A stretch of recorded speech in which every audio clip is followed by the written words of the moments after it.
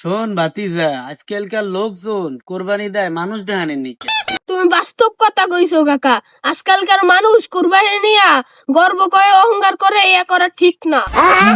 আমাগো বংশে কোরবানি নিয়ে গর্ব করা অহংকার করা একদম নিষিদ্ধ, কিন্তু আমার বাপে যে ইন্ডিয়া থেকে 10টা মহিষ আনছে এটা গ্রামের কেউ রে কই নেই। আমি আব্বা একদম কড়া ভাবে নিষেধ করে দিয়েছে, এক একটা মহিষের দাম দিয়ে 5 লক্ষ টাকা, এটা জানি কেউ না জানে।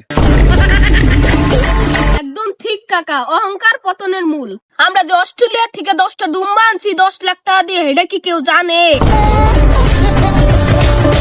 মাশাল্লাহ ভাতিজা মাশাল্লাহ, আমাগো বাড়িতে এবার 60টা গরু দুম। আমার আব্বার আবার 7 ভাই তো, সেই 60টা গরু রাহার লাগিয়া আমাগো বাড়িতে একটা গোয়াল ঘর বানান গইছে।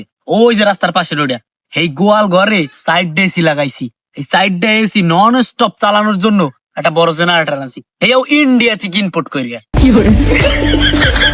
এই আবার আব্বাই মানা করছে কি কইতে, বুঝছো সেনিক আমি আবার এই কই ঠই না। আরে কাকা, আমার কাকা ইতালি থেকে কষাই লই আইতাছে।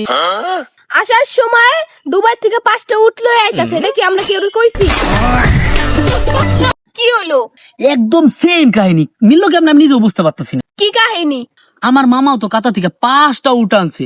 এই উট আনছে দেখে এলাকায় যে কানাঘোষা হবে, এই কারণে মাইকিং করে পুরো এলাকা জানাই দিচ্ছে, জানি এলাকায় কেউ এগুলা নিয়ে কানাঘোষা না করে। ঠিক কইছেন কাকা, কুরবানি দিয়ে অহংকার করা উচিত না। এই বাড়িতে 5টা দুম্বা দিম, পরের বাড়িতে 50টা দুম্বা দিম।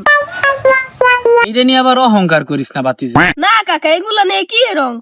তা থাক বাতিজা, মানুষের একটু কোরবানি নিয়ে একটু সচেতন করতে হইবে তো। যাই সবাই একটু বুঝাই, তুই একটু বুঝাই সবাই রে।